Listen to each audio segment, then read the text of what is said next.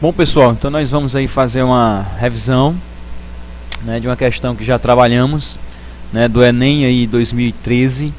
É uma questão de ecologia que aborda relações ecológicas, evolução e genética, né, genética no âmbito da evolução, né, caminhando ali, portanto, para um neodarwinismo. Então a questão dizia o seguinte: as fêmeas de algumas espécies de aranhas, escorpiões e de outros invertebrados predam os machos após a cópula e inseminação.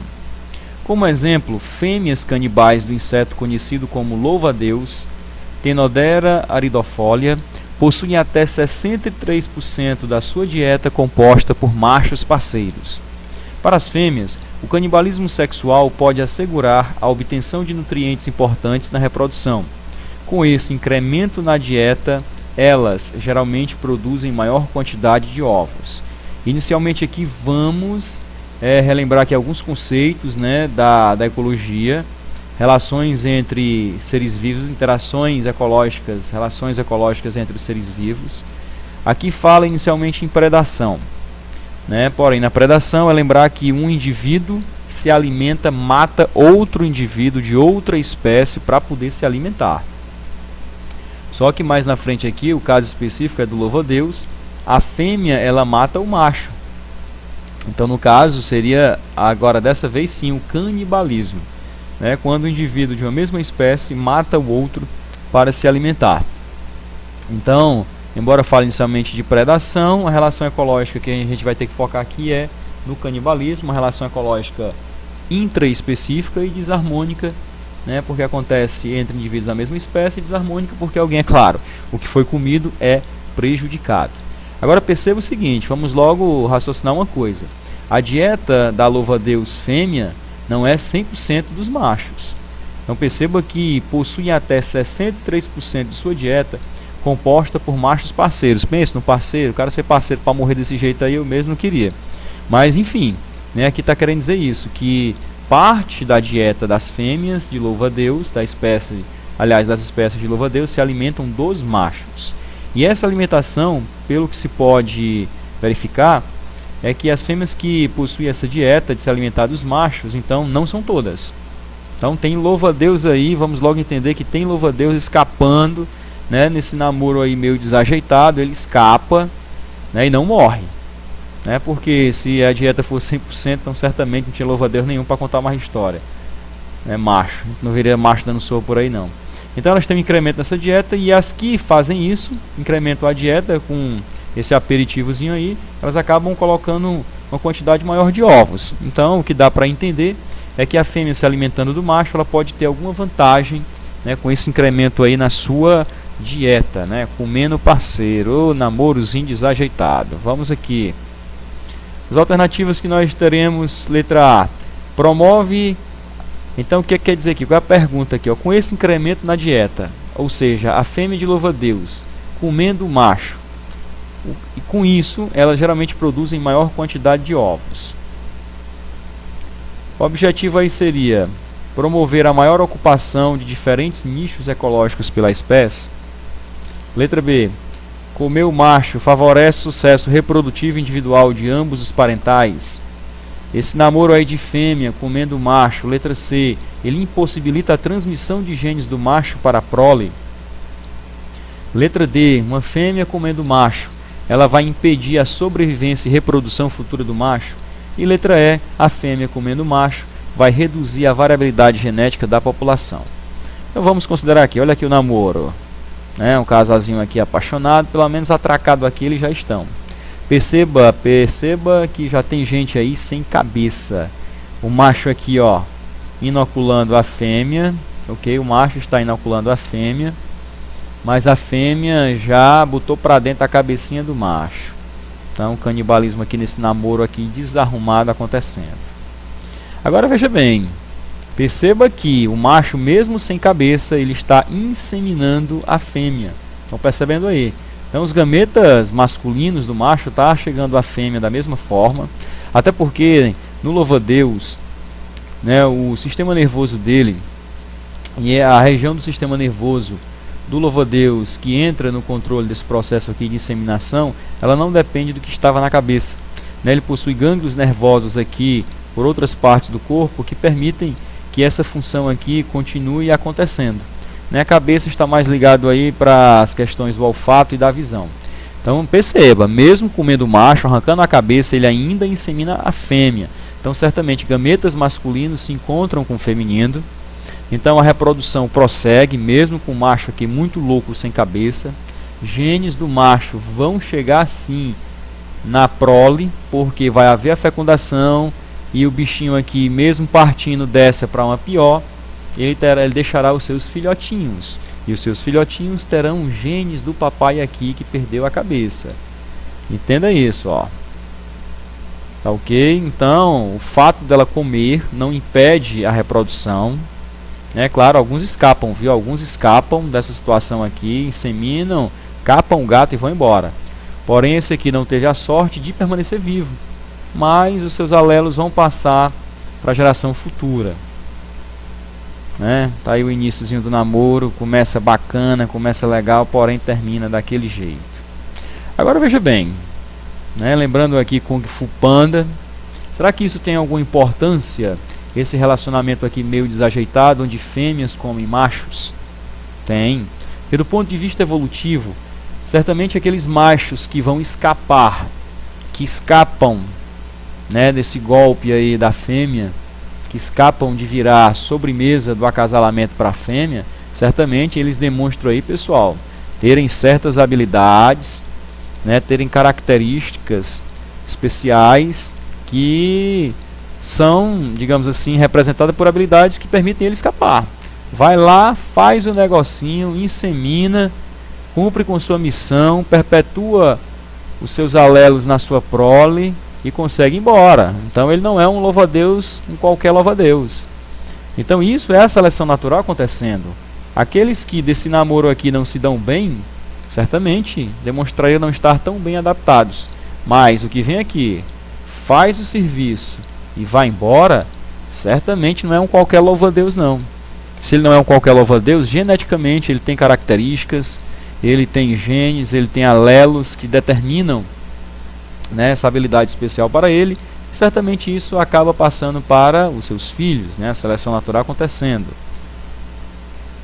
Então, esses louva-a-Deus que escapam aí, meu amigo, né, então isso é importante. Esse relacionamento aí meio desajeitado, por mais que pareça ser desajeitado, ele acaba permitindo que a seleção natural se processe e vão ficando aí louva-a-deuses, né, com habilidades aí especiais, capazes de fecundar a fêmea, capar o gato vivo, sã e salvo. E certamente ele vai passar esses alelozinhos, esses genezinhos para os seus filhotinhos, que poderão nascer também com características aperfeiçoadas, né, melhoradas, permitindo assim uma maior adaptação da espécie. Aqui só para a gente lembrar um pouco da seleção natural acontecendo, embora não seja com louva-a-Deus, né, vamos imaginar aqui que nós temos, ó, imaginar não, vocês estão vendo, nós temos besouros aqui, insetos verdes, digamos, e alguns marrons. Mas percebam que eles estão num ambiente aqui de cor marrom. Então certamente o que é que iria acontecer? Esses de cor marrom são marrom porque geneticamente possuem alelos que determinam a cor marrom.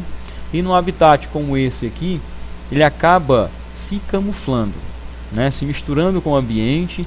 E isso faz com que os predadores inclusive tenham dificuldades. Agora esses coitadinhos verdes aqui, né, que nasceram por uma condição genética que os tornaria verdes, portanto, num habitat como esse aqui, ficariam, digamos assim, brilhando, piscando para o predador, venha me comer, venha me comer.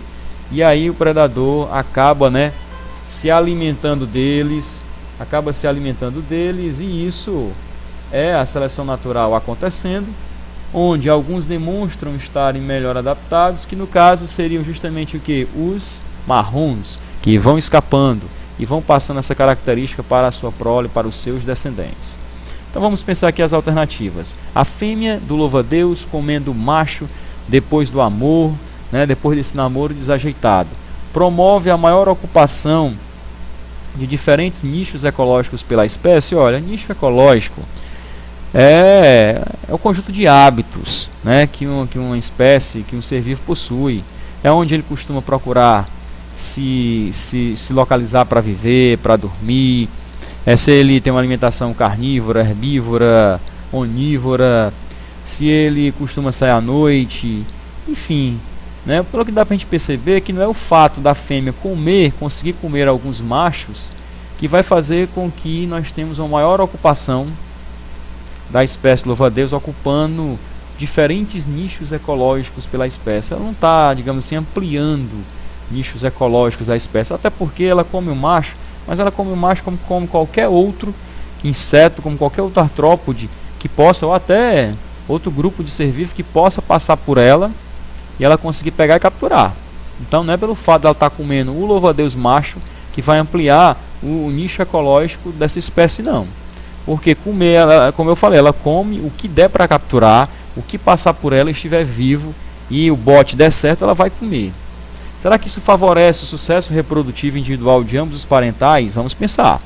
Veja bem, né, já vimos aí que uma fêmea de louva-a-Deus que se alimenta do macho, ela acaba tendo um incremento na dieta que permite que ela produza mais ovos. Então ela vai garantir a perpetuação da espécie, vai deixar mais descendentes. Certamente muitos deles irão conseguir se desenvolver e aí ir perpetuando a espécie. O macho que escapa daquele relacionamento, alguns não escapam, mas outros escapam. Então é seleção natural. E seleção natural, e os que escapam demonstram estarem mais bem adaptados. E o indivíduo, qualquer indivíduo que esteja mais bem adaptado, certamente, pessoal, ele vai ter um sucesso maior na frente, né, no seu processo reprodutivo. Será que o fato da fêmea comer o macho vai impossibilitar a transmissão de genes do macho para a prole? Não vai. A gente viu que o coitadinho está lá, perdeu a cabeça, né? Mas está lá, conectadozinho bem direitinho, a inseminação acontecendo. Então, se ele permanece inseminando, os seus genes, os genes do papai sem cabeça, vai passar para os filhinhos, sim. Será que ela impede a sobrevivência e reprodução futura do macho? O que dá a entender uma alternativa como essa é que o macho, num relacionamento desse, sempre se dá mal. Só que a gente sabe que nem todos vão morrer, nem todos vão perder a cabeça, nem todos vão ser comidos. Então eu afirmar que impede a sobrevivência e reprodução futura do macho é uma coisa, né, que aqui está querendo afirmar algo que na verdade não é sempre. Tanto é que a própria dieta dela é em torno de 60%. Então ela não vive de comer só louva-a-Deus macho. Se fosse 100%, aí poderíamos ter certeza que haveria o impedimento da sobrevivência e reprodução futura do macho. Será que reduz a variabilidade genética da população? Olha, variabilidade genética primeiro, porque ali o que acontece é um macho que perde a cabeça, porém depois de ter feito o trabalho. E o trabalho dele é ter inseminado a fêmea e os seus genes, os seus alelos se juntarem com os da fêmea, e isso, um processo de fecundação, né, cruzado, os indivíduos, os filhotinhos vão sempre nascer sim, com novas combinações genéticas, portanto favorecendo a variabilidade genética da população. Então não vai reduzir o fato dela comer o macho. Se ela comesse outra parte do macho, aí que não desse nem para ele inseminar a fêmea, era outra história. Além do mais, pessoal, a variabilidade genética também pode acontecer por conta das mutações gênicas que vão acontecer e acontecem em toda espécie, né, também pelo fluxo gênico. Indivíduos de uma população, por exemplo, louva-a-deuses de uma região, chegando a outra região e cruzando com os louva-a-Deus dessa região, eles vão introduzir novas formas alélicas e a variabilidade genética vai continuar acontecendo da mesma forma. Então promove maior ocupação de diferentes nichos ecológicos pela espécie? Não promove. Porque isso não vai fazer diferença, como eu falei. Da mesma forma que ela come o louva-a-Deus macho, porque está lá próximo dela, coladinho nela, dando sopa, qualquer outro indivíduo que passar por ela e der para ela pegar, ela vai pegar e vai comer, né? Favorece o sucesso reprodutivo individual de ambos os indivíduos parentais? A gente vai ver que a resposta é essa. Impossibilita a transmissão dos genes do macho? Não, eu vi e mostrei. Evidenciei para vocês que o macho copula, o macho, mesmo sem cabeça, ele bota para frente, ele bota seus genes, ele fecunda a fêmea e os genes passarão para os seus descendentes. Impede a sobrevivência e reprodução futura do macho? Não, porque nem todo macho vai morrer, certo? Nem todo macho vai morrer e outros machinhos vão nascer, porque a fecundação acontece. E não vai reduzir a variabilidade genética, porque afinal a gente já viu que, né, a fecundação acontece, então há a combinação genética de macho com fêmea, gerando uma diversidade, né, de combinações alélicas, genotípicas nos filhos. Existe a possibilidade das mutações genéticas acontecerem, independentemente do macho ser comido ou não. E ainda há o processo de fluxo gênico, quando o louvo-a-Deus de uma região pode ir para outra e a fecundação acontece, novas combinações genéticas são possibilitadas e a variabilidade genética na população permanece. Ok, pessoal? Então, por isso a resposta é para ser a letra B. Tá ok? Entendido? Então, até a próxima.